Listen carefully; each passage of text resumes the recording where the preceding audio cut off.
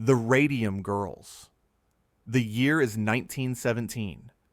You're sitting at a workbench in a dimly lit factory in Orange, New Jersey, painting numbers onto watch dials with a brush so fine you have to point it with your lips. The paint glows green in the dark, luminous and magical. Your supervisor tells you it's harmless, even healthy. Radium water is being sold as a health tonic in drugstores across America. The girls around you paint their nails with it, their teeth, their faces, glowing like ghosts when the lights go out. You dip your brush in the radium paint. You point the bristles with your lips. You paint another dial. What you don't know is that with every brushstroke, you're dying. By 1922, dozens of young women dial painters began suffering mysterious symptoms. Jawbones literally crumbling apart, teeth falling out in handfuls, bones snapping under the weight of their own bodies. The United States Radium Corporation's response was swift and calculated. Company doctors diagnosed the dying women with syphilis, a sexually transmitted disease that carried enormous social stigma. The message was clear. These women were promiscuous, not poisoned.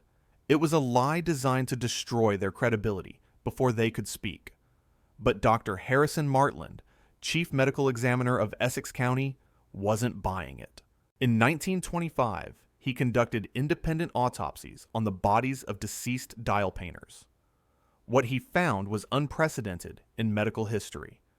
Their bones literally glowed with radioactivity, emitting radiation strong enough to expose photographic plates through layers of protective material.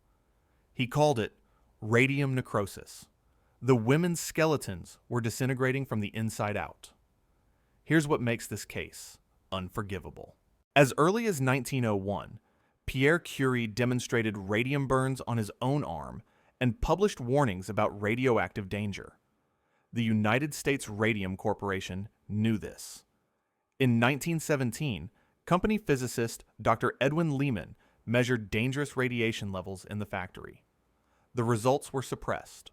When workers started dying, company president Arthur Roeder refused to allow independent medical examinations and fired the company doctor who suggested radium might be the cause. Internal correspondence from 1924 shows executives discussing the lip-pointing technique while simultaneously implementing strict safety protocols in the laboratories where men worked with radium. The male scientists wore lead aprons and used tongs. The female dial painters were told to lick their brushes. It wasn't ignorance. It was a calculation.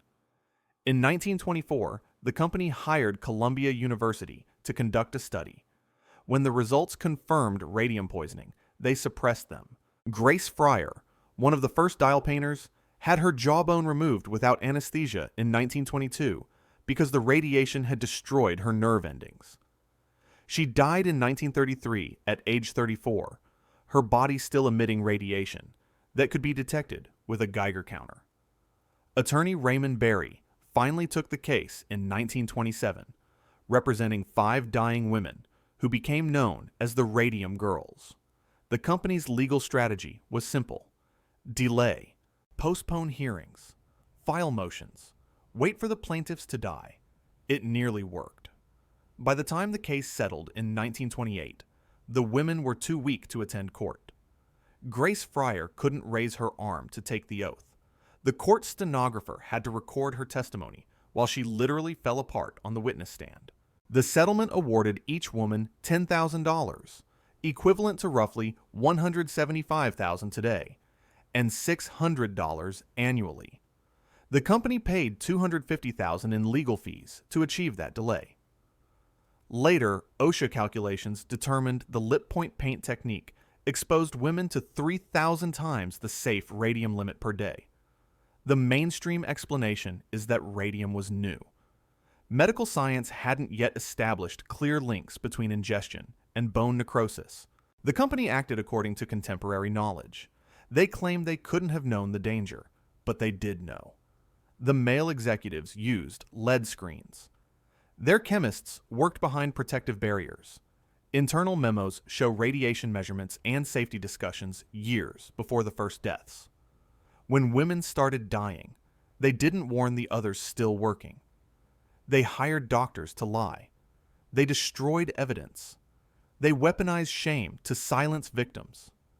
This wasn't negligence. It was calculated murder for profit.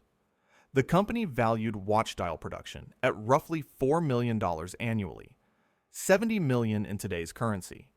The women earned 1.5 cents per dial. The cost benefit was clear.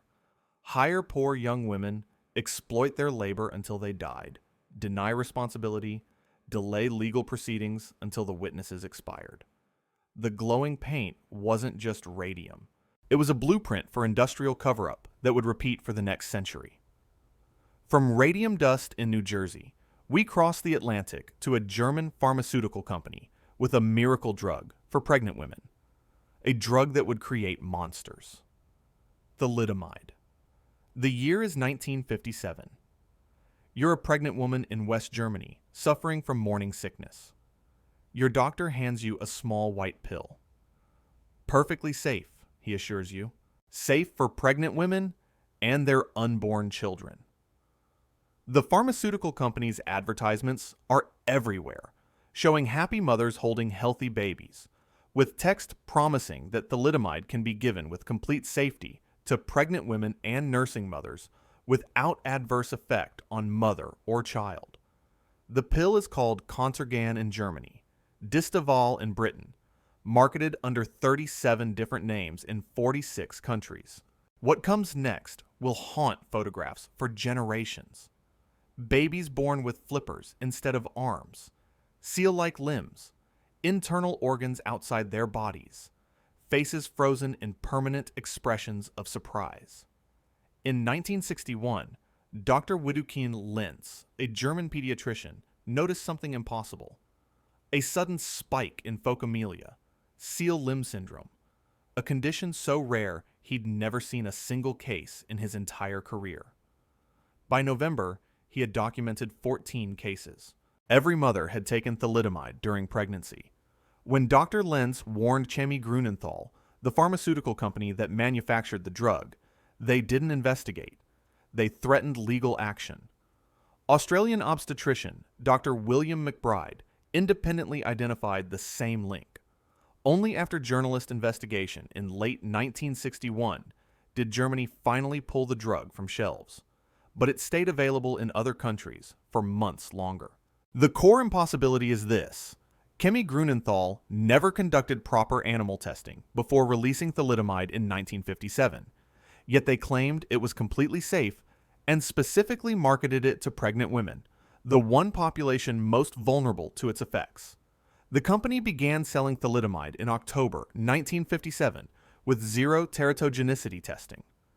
Teratogenicity refers to birth defect potential.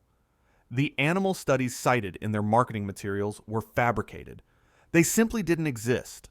Internal documents revealed during the 1968 trial showed company scientists reported adverse effects in 1959, 2 full years before the drug was withdrawn.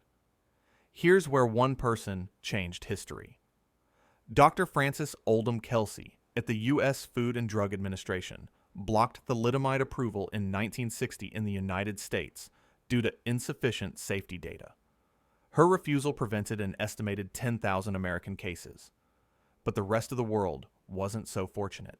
Between 1957 and 1962, approximately 10,000 children in 46 countries were born with thalidomide-related birth defects. Thousands more died in utero or shortly after birth. The drug caused defects during a specific 20-day window of pregnancy, between days 20 and 36 of gestation. This explains why some women who took the drug had healthy babies, while others didn't. The timing had to be catastrophically precise. Survivor Louise Metis Mansell was born in 1959 with no arms. Her mother took one thalidomide pill for nausea. During the 1968 German trial, company executives claimed they didn't know about the risks despite documented warnings from their own pharmacologist, Dr. Muchter, in 1959. Company CEO Hermann Wirtz destroyed internal test data in 1961 as evidence mounted against the drug. In the 1970 settlement, The company paid victims as little as $31,000, equivalent to $240,000 today. Many victims received nothing. The mainstream explanation holds that thalidomide was developed from a new chemical compound, and testing protocols of the 1950s didn't yet require pregnancy testing. The company acted according to pharmaceutical standards of the era. Once the link was identified, they withdrew the product.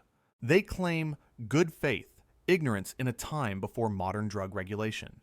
But good faith doesn't suppress your own scientists' warnings. Good faith doesn't destroy test data when questions arise. Good faith doesn't threaten doctors trying to identify the cause of infant suffering. Internal memos show the company received adverse event reports beginning in 1959. Their response wasn't to investigate, it was to market harder. When Dr. Lenz approached them in 1961 with clear evidence, they didn't pull the drug. They lawyered up. This was strategic ignorance as product strategy. The post-war pharmaceutical boom was worth billions. Testing was expensive. Regulation was minimal. The company calculated that profits from sales would dwarf any potential liability. They were right. The settlements amounted to a tiny fraction of revenue. No executive served jail time. The company still exists today as part of Grunenthal GmbH, a multi-billion-dollar pharmaceutical corporation. From pharmaceutical horror, we descend into the lungs, into factories where workers breathed in death with every shift, and companies knew it, documented it, and buried it for 40 years. The Asbestos cover-up. The year is 1933. You're a factory worker in New York, insulating pipes with a white fibrous material that reminds you of snow. It gets everywhere. In your nose, your throat, your lungs. You cough it up at night. White flecks on your handkerchief. Your supervisor tells you it's harmless mineral fiber, nature's perfect insulator. But in the company's locked medical files, a different story is being written. A story of lungs scarred like leather, workers drowning in their own tissue, and executives ordering doctors to lie to the dying. The asbestos industry's cover-up began in earnest in 1930 when Dr. Anthony Lanza, commissioned by Johns Manville, the largest asbestos manufacturer in America, found that 67% of workers showed signs of asbestosis, a fatal scarring of lung tissue. The company didn't warn workers or improve safety conditions.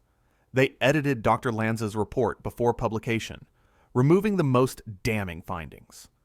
The published version made asbestosis sound rare and mild. The original data told a different story, but the evidence was already mounting years earlier. In 1918, the U.S. Department of Labor Bulletin 236 documented dozens of early deaths among asbestos workers, establishing the link before the industry's major expansion. By 1932, a letter from Johns Manville attorney Vandiver Brown made the calculation explicit. The fiber might be the cause of their disability, and conceivably a considerable sum would be awarded in damages. We could expect a promotion of lawsuits. The word promotion is chilling.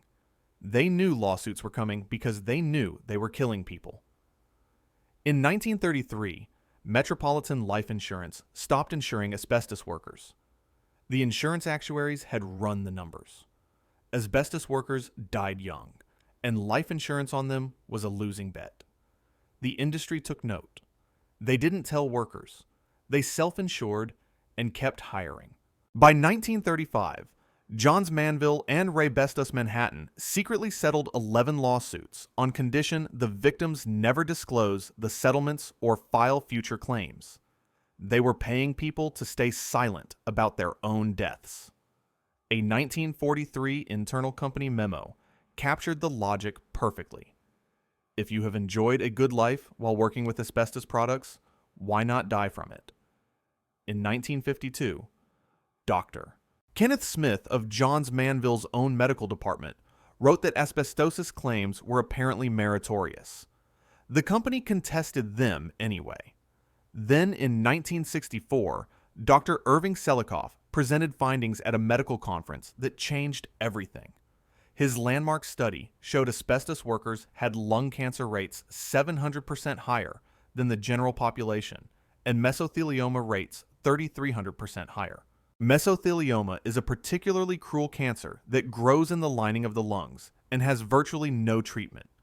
The industry's response wasn't to protect workers. It was to attack Dr. Selikoff and fund counter-studies designed to create doubt.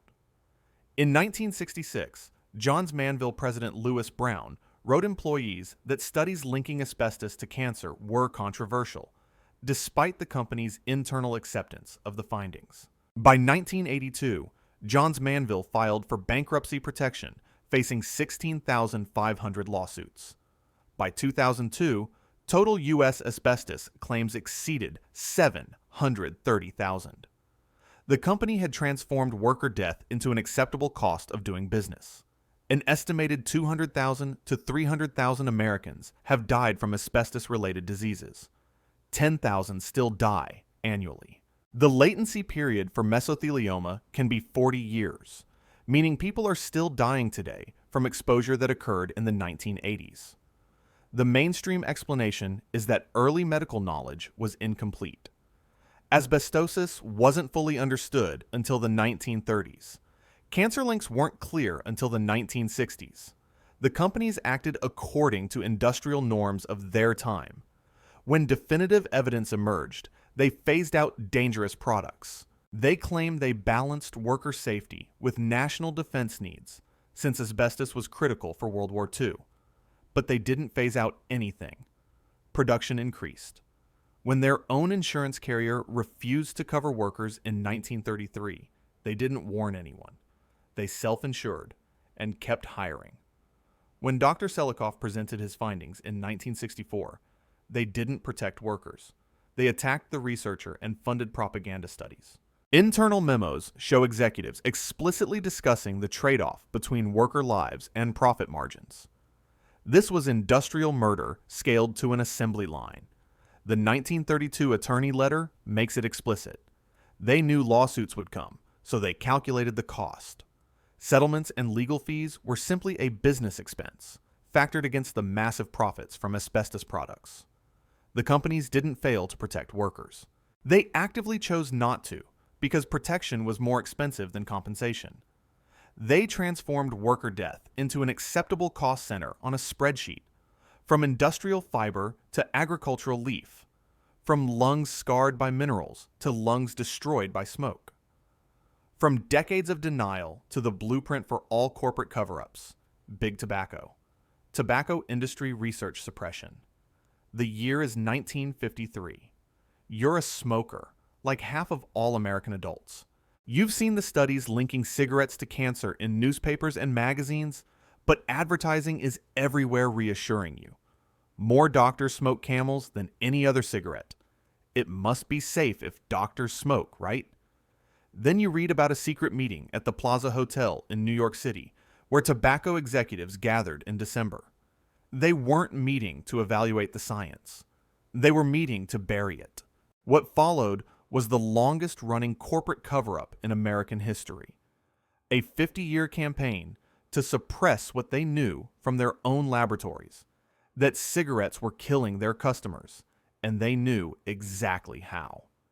In December 1953, following multiple studies linking smoking to cancer, the chief executive officers of America's largest tobacco companies met secretly at the Plaza Hotel with the public relations firm Hill and Knowlton. The result was the Frank Statement, a full-page advertisement that ran in 448 newspapers claiming deep concern for public health while announcing the creation of the Tobacco Industry Research Committee. The committee was supposedly created to investigate health claims objectively. In reality, leaked documents from the 1990s revealed it was a propaganda machine designed to manufacture doubt about established science. Here's what the tobacco companies knew, and when they knew it. In 1962, a British-American tobacco internal memo stated clearly, "Smoking is a habit of addiction." This was never publicly acknowledged until the 1990s. A 1963 memo from Brown and Williamson General Counsel Addison Yeaman was even more explicit. Nicotine is addictive. We are, then, in the business of selling nicotine, an addictive drug. By 1969, Philip Morris researcher Dr. William Dunn wrote, "The cigarette should be conceived not as a product, but as a package. The product is nicotine. Think of the cigarette pack as a storage container for a day's supply of nicotine." They understood their business model perfectly. They were drug dealers. In 1972, R.J. Reynolds launched Project 16, an internal research program. The name referred to the target demographic, 16-year-olds. An internal memo stated, "To ensure increased and longer-term growth for Camel Filter, the brand must increase its share penetration among the 14 to 24 age group." They were explicitly targeting children, creating customers before they were old enough to understand addiction. By 1976, British American Tobacco's internal research had confirmed links between smoking and emphysema, chronic bronchitis, and coronary heart disease. None of this was disclosed publicly. In 1981, Philip Morris developed their junk science strategy, funding scientists to create doubt about secondhand smoke dangers.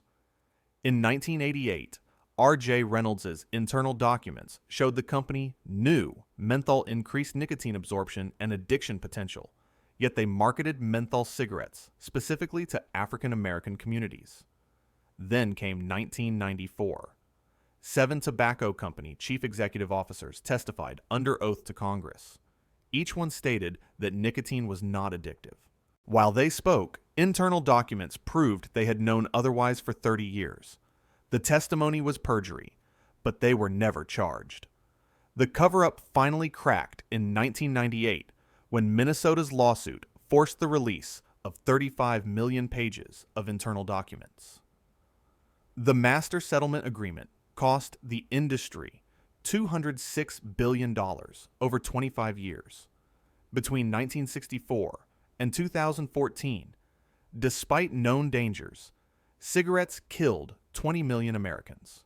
2.5 million of those deaths were from secondhand smoke alone. In 2006, federal judge Gladys Kessler ruled that tobacco companies had engaged in a massive 50-year scheme to defraud the public. The companies argued that early research was inconclusive. Individual cases of cancer couldn't be definitively linked to smoking versus genetic factors or other environmental causes. They claimed they were conducting good faith research while respecting individual consumer choice. When evidence became overwhelming, they changed their practices. They maintained they never targeted minors despite the marketing data. But inconclusive is a lie when your own scientists write memos calling nicotine an addictive drug in 1963. Good faith research doesn't shred documents when lawsuits approach. Individual choice doesn't exist when you're engineering cigarettes to maximize addiction while publicly denying addiction exists. And you don't target 14-year-olds with cartoon camels if you're respecting consumer autonomy. This was weaponized scientific doubt as business strategy. The tobacco industry didn't just deny the science. They created a methodology for corporate denial that every industry since has copied. Fund your own research institutes. Publish studies in obscure journals. Magnify any uncertainty. Attack independent researchers. The goal wasn't truth. It was enough doubt to prevent regulation. The tobacco playbook became the template. From fossil fuels denying climate change to pharmaceuticals downplaying opioid addiction. From smoke-filled boardrooms to automotive engineering labs. From slow death by cancer to instant death by fire. From calculated addiction to calculated incineration. Ford Pinto fuel tank defect. The year is 1973. You're driving your Ford Pinto on a highway outside Los Angeles. Traffic slows. You tap your brakes. The car behind you doesn't stop in time. The impact happens at 25 miles per hour, barely enough to crumple your bumper. But your fuel tank, positioned just 6 inches behind the rear axle with no protective barrier, ruptures on contact with the differential housing. Gasoline floods the passenger cabin. A spark from the collision ignites it. You have seconds, maybe less, The car becomes an inferno. Ford engineers knew this would happen. They crash-tested 11 Pintos. 8 exploded. They identified a fix, an $11 plastic shield that would prevent tank rupture. Then they did the math. In 1971, Ford's internal cost-benefit analysis calculated that fixing the fuel tank defect would cost $11 per vehicle times 12.5 million vehicles, equaling $137 million total. Using National Highway Traffic Safety Administration figures, the same memo calculated expected deaths at 180, multiplied by $200,000 per life, plus 180 serious burn injuries, multiplied by $67,000, plus 2,100 burned vehicles, multiplied by $700. Total payout, $49.5 million. The decision was clear. Paying settlements for burn victims and deaths would cost less than fixing the cars. They chose profit. The Pinto launched in 1970 with full knowledge of the defect. Between 1968 and 69, Ford crash-tested Pinto prototypes 40 times. 11 tests were rear-end collisions. 8 resulted in catastrophic fuel tank failure and fire. In 1969, Ford engineer Max Jirosek designed a $6.65 plastic fuel tank shield that would prevent rupture in crashes up to 50 miles per hour. Management rejected it, but Ford didn't just ignore the problem. They actively lobbied to prevent regulation. In 1972, they successfully lobbied the National Highway Traffic Safety Administration to delay federal fuel tank safety standards from 1972 to 1977. Those 5 years allowed them to sell millions of defective vehicles while blocking the regulation that would have forced a fix. By 1977, investigative journalist Mark Dowie published Pinto Madness in Mother Jones magazine, exposing Ford's internal documents and crash test data. The article revealed Ford had valued a human life at $200,000, equivalent to $960,000 today. The National Highway Traffic Safety Administration investigation, forced by public outcry, found that Pinto gas tanks ruptured at rear impacts as low as 21 miles per hour, while other manufacturers' cars survived 60-mile-per-hour impacts. In 1978, they issued a recall notice forcing Ford to fix 1.5 million Pintos from model years 1971 through 1976. The retrofit cost Ford $20 to $30 per vehicle, proving a cheap fix had always been possible. In 1980, Ford faced criminal homicide charges in Indiana for 3 deaths in a 1978 Pinto crash. It was the first time in American history a corporation faced criminal charges for a product defect. Ford was acquitted, but the precedent was set. Estimates of total deaths from Pinto fires range from 500 to 900 between 1971 and 1978. Ford claims 23. Ford argued the Pinto met or exceeded federal safety standards of the time. The 20-mile-per-hour rear impact standard wasn't adopted until 1977. All small cars of the era had similar fuel tank vulnerabilities. The cost-benefit analysis was standard industry practice using the National Highway Traffic Safety Administration's own valuation metrics. They maintained the memo was theoretical analysis, not actual decision-making documentation. They claimed crash death numbers were inflated. But meeting minimum standards doesn't mean you couldn't do better, especially when you know better is possible for $11 per car. The memo wasn't theoretical. They crash-tested the flaw, identified the fix, calculated the cost, and chose profit over safety. When the Capri, Ford's European model, had the same tank design, they fixed it immediately for European markets because European regulations were stronger. They left it deadly for Americans because U.S. regulations were weaker. This was murder by spreadsheet. The Ford Pinto memo is terrifying, not because executives wanted people to die, but because they genuinely didn't care whether people died. Human life was reduced to a variable in an equation, and it had a number, $200,000. The memo represents the moment corporate logic becomes sociopathic. It's not evil in a dramatic sense. It's banal, bureaucratic evil. Death as an acceptable cost of doing business. From engineering decisions to scientific manipulation. From fire to food. From executives calculating the cost of death to executives paying scientists to change what we believe about life itself. Big sugar research manipulation. The year is 1965. You're a Harvard scientist. A check arrives from the Sugar Research Foundation. Your assignment: review studies on diet and heart disease, then publish your findings in a prestigious medical journal. But there's guidance. You're only to review studies that blame saturated fat and cholesterol for heart disease, not sugar. Studies linking sugar to coronary disease are to be dismissed as methodologically flawed or inconclusive. When your review publishes in the New England Journal of Medicine in 1967, it reshapes American nutrition policy for 50 years. The result? The low-fat diet craze, the obesity epidemic, the diabetes crisis, all because the sugar industry paid to shift the blame. In 2016, researchers at University of California, San Francisco discovered internal sugar industry documents from the 1960s and 70s in archives at Harvard, the University of Illinois, and the Sugar Association. The documents, published in JAMA Internal Medicine, revealed that the Sugar Research Foundation paid Harvard scientists $6,500, equivalent to $50,000 today, to publish a literature review downplaying sugar's role in heart disease while emphasizing saturated fat's dangers.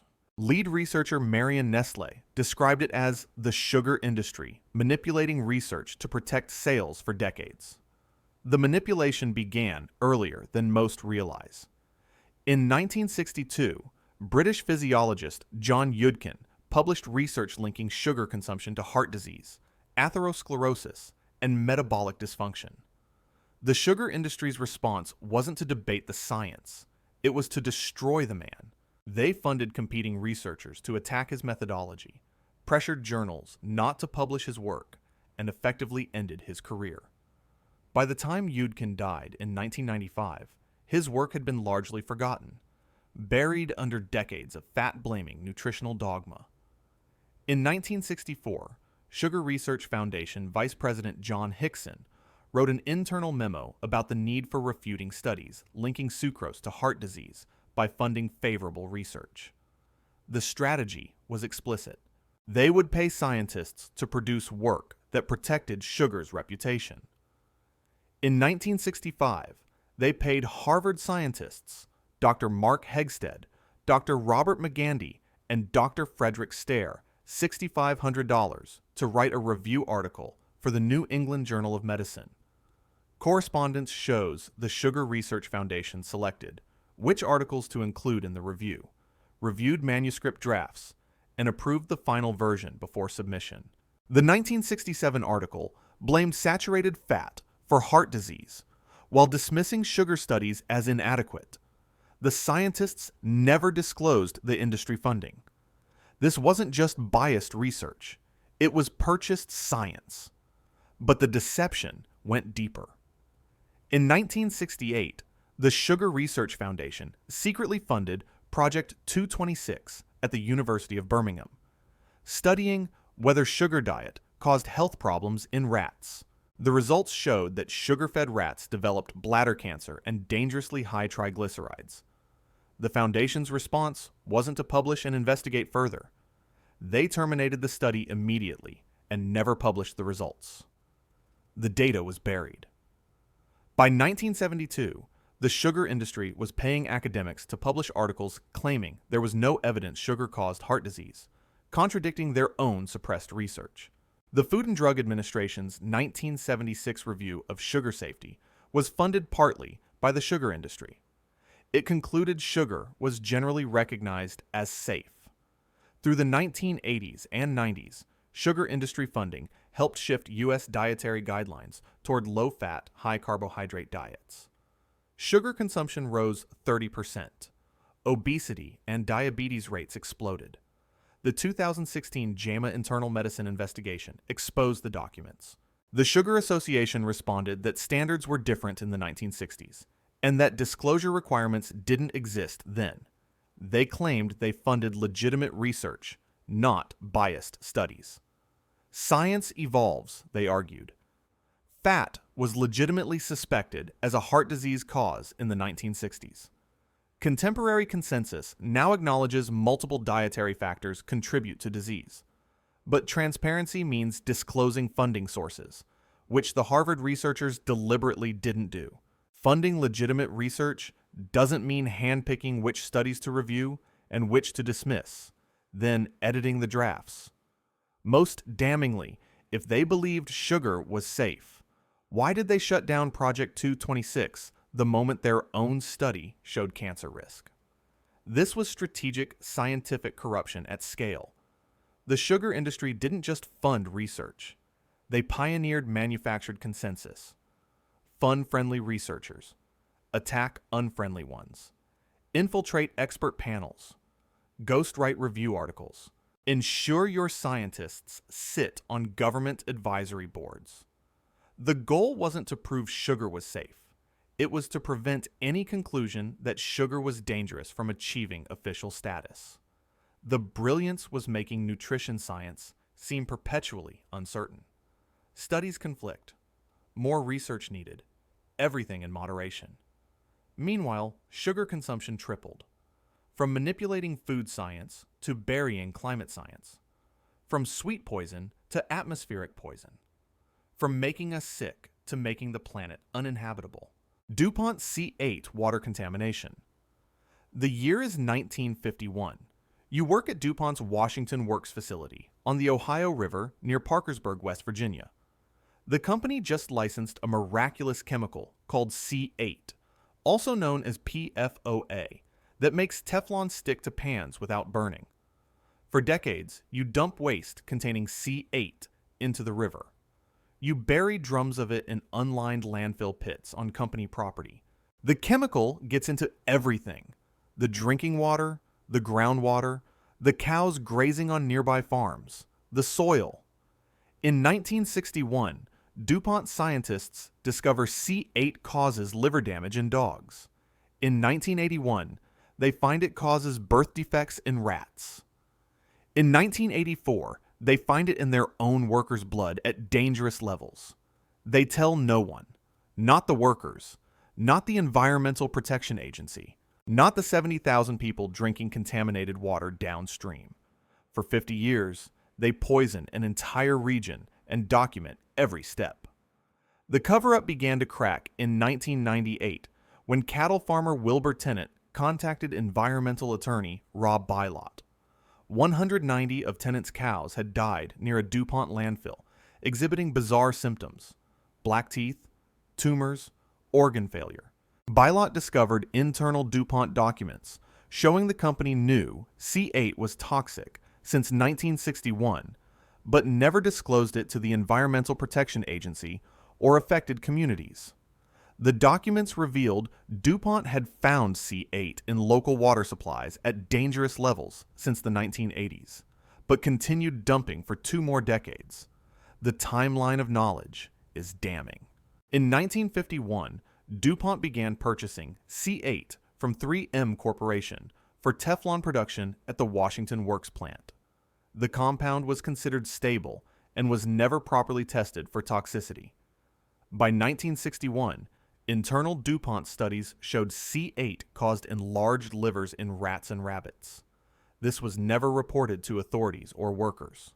In 1981, a DuPont study of female workers found that 2 of 7 pregnant women exposed to C8 gave birth to babies with eye defects. The company's response was telling.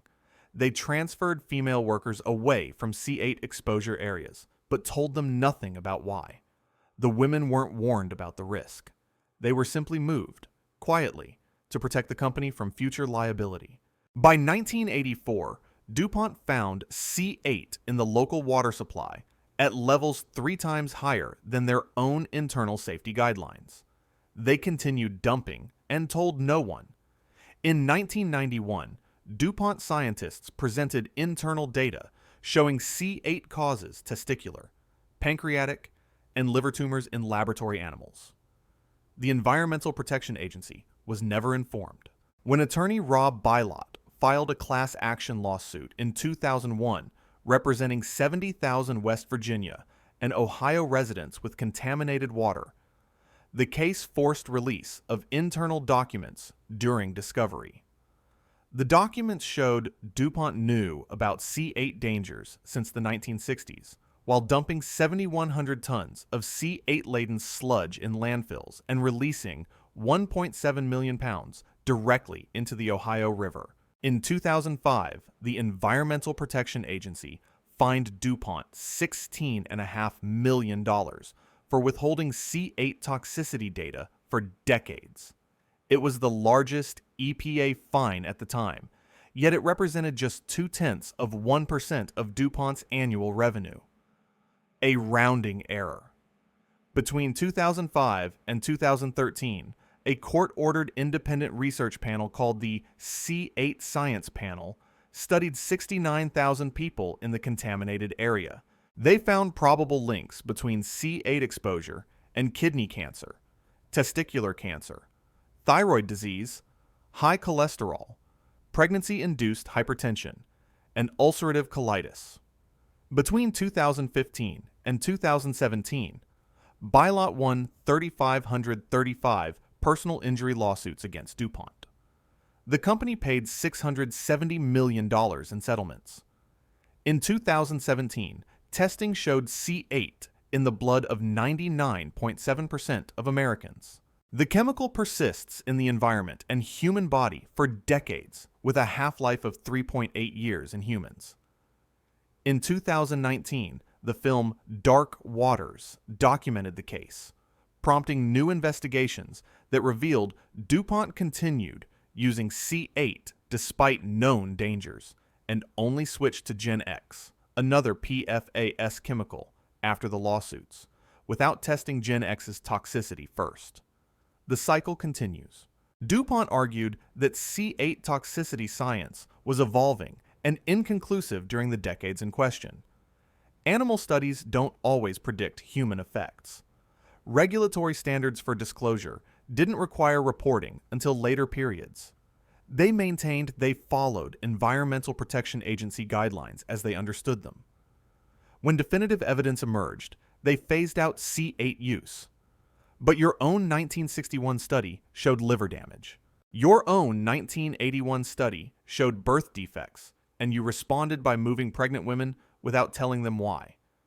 You knew it was in drinking water in 1984 at dangerous levels and kept dumping for 20 more years. You weren't waiting for conclusive science. You were hiding your own conclusive science. This was environmental poisoning at industrial scale, with full knowledge and documentation. The Dupont case is unique because the paper trail is complete. We have the studies. We have the memos. We have the timeline. It reveals corporate malfeasance, not as aberration, but as system. Dupont didn't accidentally poison 70,000 people. They made a calculated decision that paying future lawsuits would cost less than building proper containment. They were right. $670 million in settlements over 50 years of using C8 was trivial compared to billions in Teflon revenue. From water contamination to atmospheric contamination. From a chemical company to an energy company. From poisoning 70,000 to threatening 8 billion. Exxon Climate Research Suppression. The year is 1977. You're a scientist at Exxon Research and Engineering's Corporate Research Laboratory in Linden, New Jersey. Your company just tasked you with answering a critical question. Will burning fossil fuels cause global warming? You run climate models. You measure atmospheric carbon dioxide. You build computer simulations. Your conclusions are definitive. Yes, fossil fuel combustion will cause catastrophic climate change, likely within decades. You present your findings to Exxon executives. They thank you, file the report, and begin what may be the most consequential cover-up in human history. While Exxon's own scientists warn of planetary disaster, the company spends the next 30 years funding climate denial campaigns, lobbying against environmental regulations, and publicly calling global warming a hoax. In 2015, investigative reporters at Inside Climate News and the Los Angeles Times uncovered internal Exxon documents from the 1970s and 80s. The documents showed company scientists accurately predicted climate change from fossil fuel burning, then tracked global warming as it occurred, all while Exxon publicly denied climate science and funded climate skeptic groups. The documents revealed Exxon built the world's largest privately owned climate research program, confirmed carbon dioxide-driven warming with stunning accuracy, then systematically suppressed the findings to protect oil profits. In 1977, Exxon's senior scientist James Black presented research to company management stating, "There is general scientific agreement that the most likely manner in which mankind is influencing the global climate is through carbon dioxide release from the burning of fossil fuels." He recommended the company take immediate action to understand and prepare for the consequences. Management's response was to expand research, not to prepare for transition. By 1978, Exxon launched an ambitious climate research program.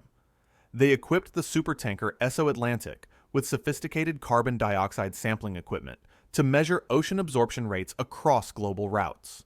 They hired leading climate scientists. They built state-of-the-art computer models. In 1980, Exxon scientist Henry Shaw told colleagues that burning fossil fuels would cause dramatic environmental effects in the next few decades. The accuracy of their predictions is chilling. A 1982 Exxon internal memo projected that atmospheric carbon dioxide concentration would reach 415 parts per million by 2019. The actual 2019 level was 411 parts per million, 99% accurate. The same year, Exxon's Natkin climate modeling group predicted global temperature increase of 1 degree Celsius by 2019. The actual increase by 2019 was precisely 1 degree Celsius. Their models worked perfectly. Then, in 1988, NASA scientist James Hansen testified to Congress that global warming was occurring and human activity was the cause. The testimony made front-page news. Exxon's response was swift. They disbanded their climate research team. The scientists were reassigned or let go. The research program that had produced world-class climate science was shut down. But Exxon didn't just stop researching. They launched a campaign to discredit the science they had proven was true. Between 1989 and 2009, Exxon donated over $30 million to climate denial think tanks, including the George C. Marshall Institute, the Heartland Institute, and the Competitive Enterprise Institute. In 1997, Exxon helped found the Global Climate Coalition to oppose the Kyoto Protocol, running advertisements claiming climate science was uncertain and that reducing emissions would harm the economy. A 2000 memo outlined Exxon's strategy explicitly. Reposition global warming as theory rather than fact. The goal wasn't to disprove climate change. That was impossible since their own data confirmed it. The goal was to create enough public doubt to delay regulatory action. Every year of delay was worth billions in continued fossil fuel extraction. The cover-up cracked in 2015 when Inside Climate News and the Los Angeles Times published their investigations exposing the internal documents. A 2023 Harvard study analyzed Exxon's climate models and confirmed they were generally accurate and consistent with subsequent observations. The company had known with scientific certainty what was coming and chose profit over planetary survival. Current impacts match Exxon's predictions exactly. Global temperature has risen 1.2 degrees Celsius since 1880. Extreme weather events are intensifying. Sea levels are rising. Ecosystems are collapsing. Everything Exxon's models predicted 40 years ago is happening now. Exxon claims climate science in the 1970s and 80s was genuinely uncertain, and early models had wide error bars. Their research was exploratory and didn't definitively prove human-caused climate change at the time. They've since acknowledged climate change and invested in renewable energy and carbon capture. They claim funding of policy groups was about ensuring balanced debate, not suppression. But your 1977 scientist said there was general scientific agreement. Your 1982 models predicted the future with 99% accuracy. You didn't stop researching because the science was uncertain. You stopped because the implications were certain and threatened your business model. Funding balance debate is a lie when you're exclusively funding one side, the side that happens to protect your profits. This was knowledge weaponized. Exxon didn't just suppress climate research. They weaponized their own scientific credibility to create doubt about climate science itself. Maintain a small, credible research division to say we take science seriously while funneling vastly more money into front groups that say the science isn't settled. The goal wasn't to disprove climate change. The goal was to delay action long enough to extract maximum profit before the fossil fuel era ended. From denying the crisis to creating one. From climate to chemistry. From Exxon's refusal to admit damage to Purdue Pharma's active manufacture of addiction. Purdue Pharma OxyContin. The year is 1995. You're a Purdue Pharma sales representative walking into a doctor's office in rural Kentucky. Your company just released OxyContin, a slow-release opioid painkiller for chronic pain. Your training materials, prepared by the marketing department, tell you that opioid addiction occurs in less than 1% of patients. You're trained to tell doctors that OxyContin is as safe as aspirin and provides smooth and sustained pain control for 12 hours. You push the drug hard. Doctors prescribe it liberally. By 2003, Purdue Pharma is making $3 billion annually from OxyContin. But here's what you don't know. Your company's own 1995 Food and Drug Administration application listed addiction risk at 13%. They just never told you. And that 12-hour claim?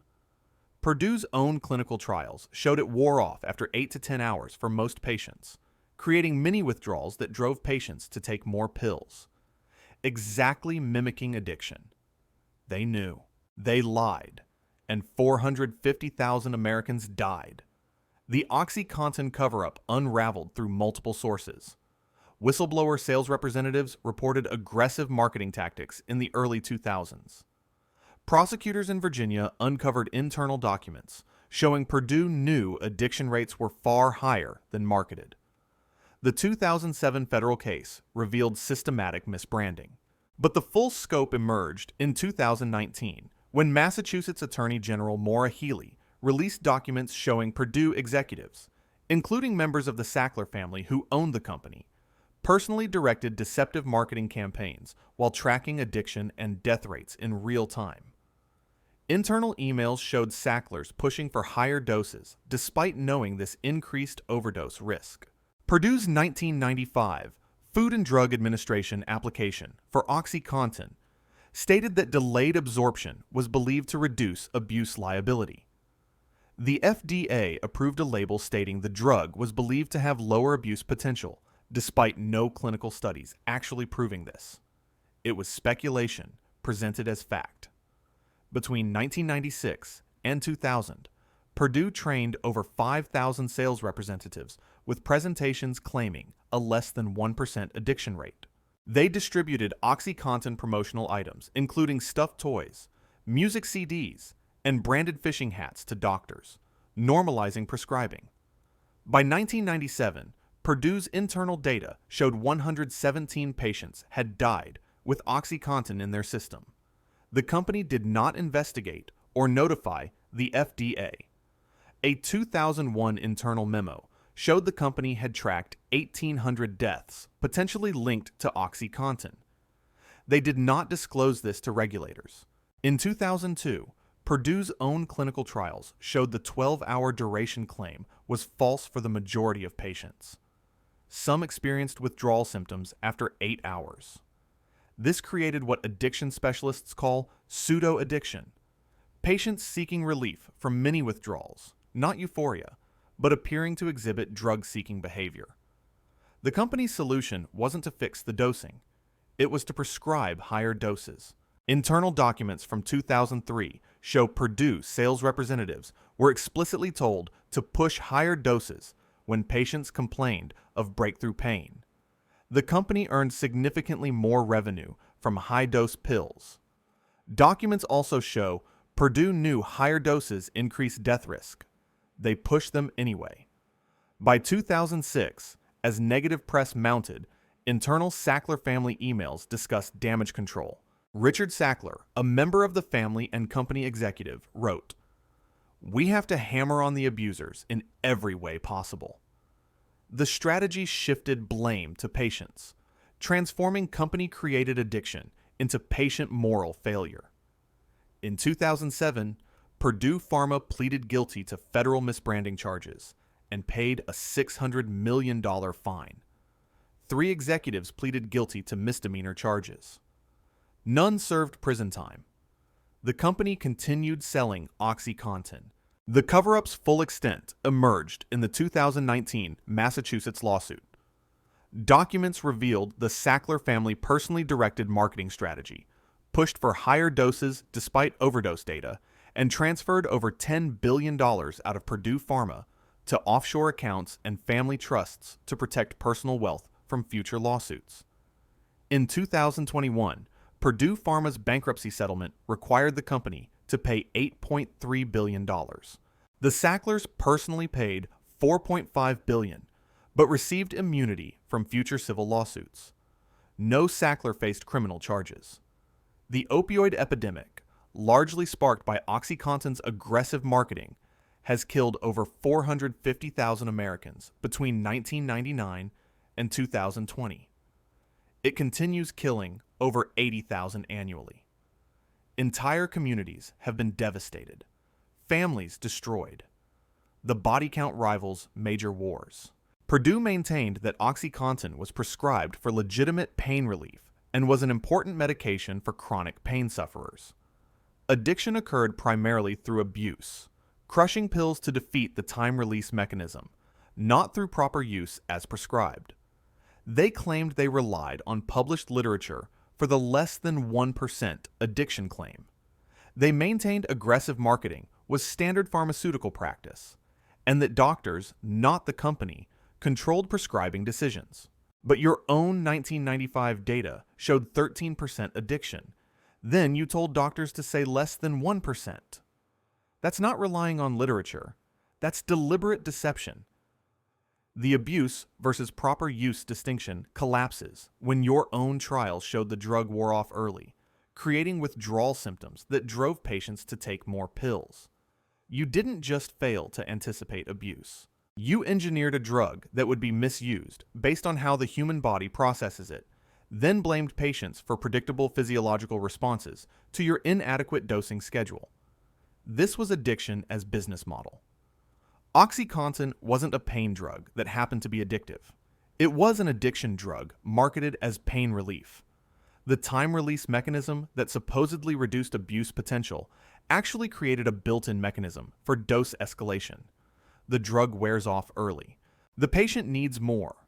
You prescribe a higher dose. The patient becomes dependent. Purdue didn't stumble into creating addicts. They monetized the addiction cycle. From chemistry to software, from pills to planes, from Purdue's lethal doses to Boeing's lethal code. Boeing 737, MAX MKS system. The year is 2018. You're a pilot for Lion Air, preparing Flight 610 for takeoff from Jakarta, Indonesia. Your Boeing 737 MAX is brand new, featuring technology so advanced, Boeing barely mentioned it in training. The plane is part of Boeing's response to Airbus competition, rushed to market to secure orders. 11 minutes after takeoff, your control stick begins fighting you. The nose pitches down violently. You pull back hard on the yoke, but software called MCAS, Maneuvering Characteristics Augmentation System, a system you've never heard of because Boeing removed it from pilot manuals, is reading a faulty angle of attack sensor and commanding the plane toward the ocean. You fight the software for 11 minutes while passengers scream behind you. At 6,000 feet per minute descent rate, you hit the Java Sea. 189 people die instantly. 5 months later, Ethiopian Airlines Flight 302. Same plane, same software, same sensor failure, same crash. 157 more dead. And through it all, Boeing executives knew the software was flawed. New pilots weren't trained on it, and chose market schedule over human life. After Lion Air 610 crashed in October 2018, Indonesian investigators found pilots repeatedly fought MCAS as it erroneously commanded nose-down trim based on a single faulty angle of attack sensor.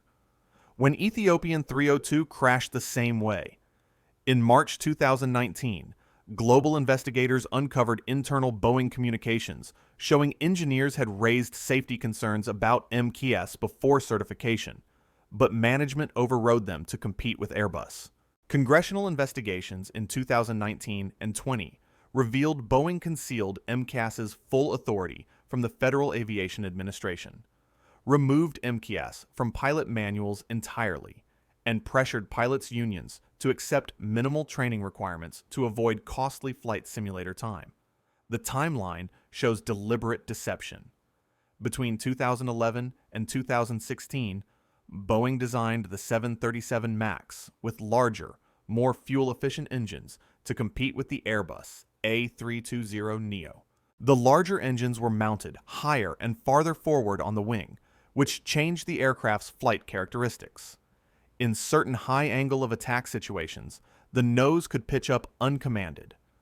To counteract this, Boeing added MCAS software that would automatically push the nose down. In 2016, Boeing test pilot Mark Faulkner sent a message to a colleague about MCAS. So I basically lied to the regulators, unknowingly. He had discovered the system was far more aggressive than initially disclosed to the Federal Aviation Administration. Another message from Boeing's chief technical pilot stated, "I Jedi mind-tricked regulators into reducing training requirements to avoid simulator time. Each simulator hour cost airlines money, making the MAX less competitive against Airbus." By 2017, MCAS was certified by the FAA, with Boeing supplying much of the safety analysis under a delegation program. The system's full authority, 2.5 degrees of nose-down trim per activation, was never disclosed to regulators or pilots. MCAS was designed to rely on a single angle of attack sensor, despite Boeing's own protocols requiring redundancy for critical flight systems. The cost to add sensor redundancy was approximately $80,000 per aircraft. Boeing chose not to. On October 29, 2018, Lion Air Flight 610 crashed. Pilots fought MCAS for 11 minutes, never knowing what system was controlling the airplane because MCAS wasn't mentioned anywhere in pilot manuals or training materials. In November 2018, Boeing finally issued a bulletin informing pilots about MCAS for the first time after the crash. They didn't ground the planes. They didn't mandate additional training. They issued a procedure update and continued operations. On March 10, 2019, Ethiopian Airlines Flight 302 crashed. The pilots had received the post-Lion Air Bulletin and followed Boeing's new emergency procedure, but MCAS still overwhelmed their control inputs. This second crash finally forced global groundings of all 737 MAX aircraft. The 2019 congressional investigation revealed Boeing cut safety corners to meet the 2017 delivery deadline needed to compete with Airbus orders. Internal emails and messages showed employees calling the plane designed by clowns who are supervised by monkeys. A 2020 Federal Aviation Administration audit found 40 additional safety issues Boeing had failed to disclose during MAX certification. In 2021, Boeing paid a $2.5 billion settlement, including a $500 million victim compensation fund. The company admitted employees misled the FAA. No executives faced criminal charges. The total death toll was 346 people, 189 on Lion Air, 157 on Ethiopian. The MAX was grounded globally for 20 months, costing Boeing over $20 billion in lost revenue and compensation. Boeing maintained both crashes resulted from pilot error, specifically pilots' failure to follow runaway stabilizer trim procedures from memory. MCAS was a minor flight control law, not a new system requiring extensive training. The single sensor design met certification standards. The FAA had full access to certification data. The software functioned as designed. The problem was sensor failure, which pilots should have been able to override using existing procedures. But your own test pilot said he lied to regulators. Your own engineers documented single sensor risk in internal communications. Your own messages show you bragged about tricking the FAA into minimal training requirements. Calling it pilot error is psychotic when you deliberately remove the system from pilot manuals. How are pilots supposed to override a system they don't know exists? This was regulatory capture as murder weapon. Boeing didn't just cut corners. They turned the FAA into a rubber stamp by supplying their own certification analysis under delegation agreements. The genius was making competition with Airbus the justification for everything. Simulator training costs airlines money. Remove it. Sensor redundancy costs Boeing money. Skip it. System documentation alerts competitors to design changes. Delete it. Each decision made sense individually to executives focused on shareholder value and competitive position, but collectively, they transformed a commercial aircraft into a death trap. The crashes weren't failures of technology. They were inevitable results of prioritizing cost over safety in every single decision for 3 years straight. The software worked exactly as programmed. The problem was that it was programmed to kill people when a single sensor failed, and Boeing hid that fact from everyone who needed to know. Look at the pattern. From the Radium girls in 1917 to Boeing in 2019, we're not seeing isolated incidents. We're seeing a system, a century-long playbook that every industry has learned to copy. Know the danger. Document it internally. Suppress it externally. Attack the whistleblowers. Delay regulation. Calculate the cost of death versus the cost of prevention. Choose profit. Settle later. The methodology is so consistent, it feels like a graduate course in corporate malfeasance.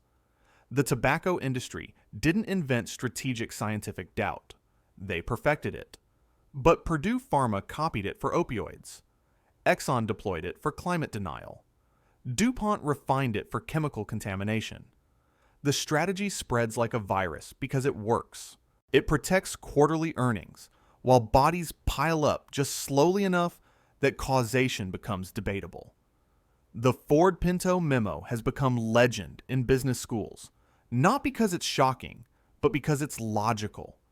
That's what makes these stories genuinely terrifying. These weren't rogue criminals operating in darkness. They were executives functioning entirely within the framework of corporate incentives. Maximize shareholder value, externalize costs, limit liability. The cover-ups weren't aberrations from the system. They were features of the system working exactly as designed.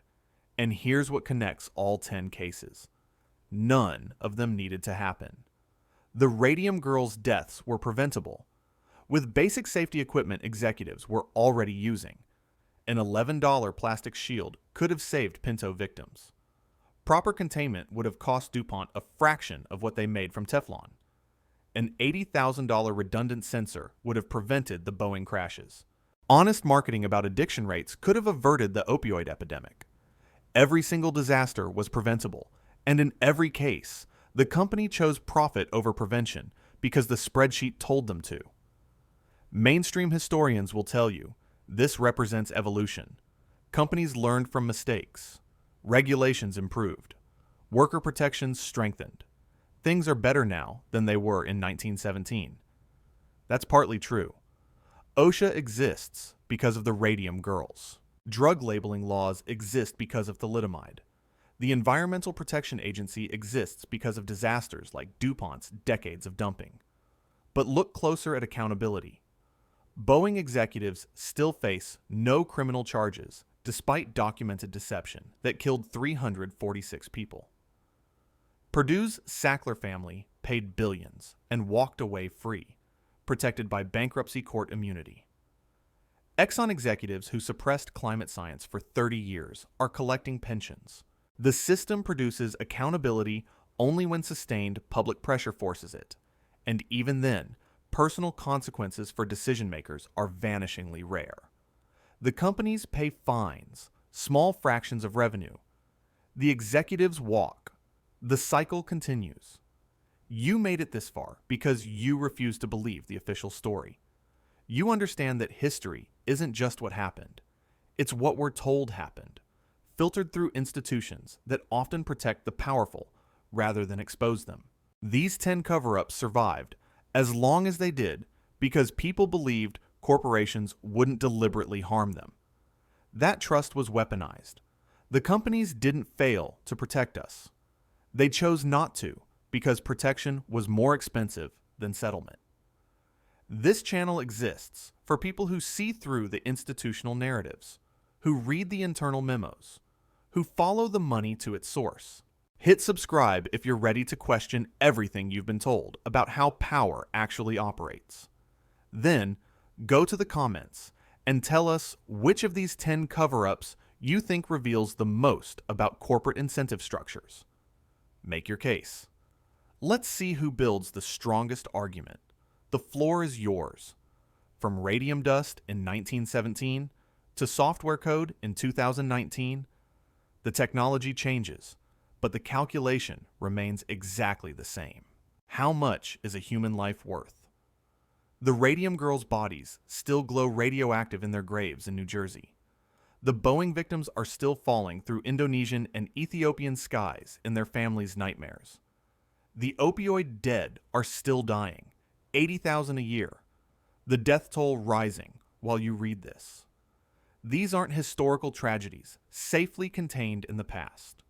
They're instruction manuals for the present. The corporations didn't fail to see the danger coming. They saw it perfectly, documented it thoroughly, and proceeded anyway because the math always works. Until suddenly, it doesn't. Subscribe for truth that refuses to stay buried.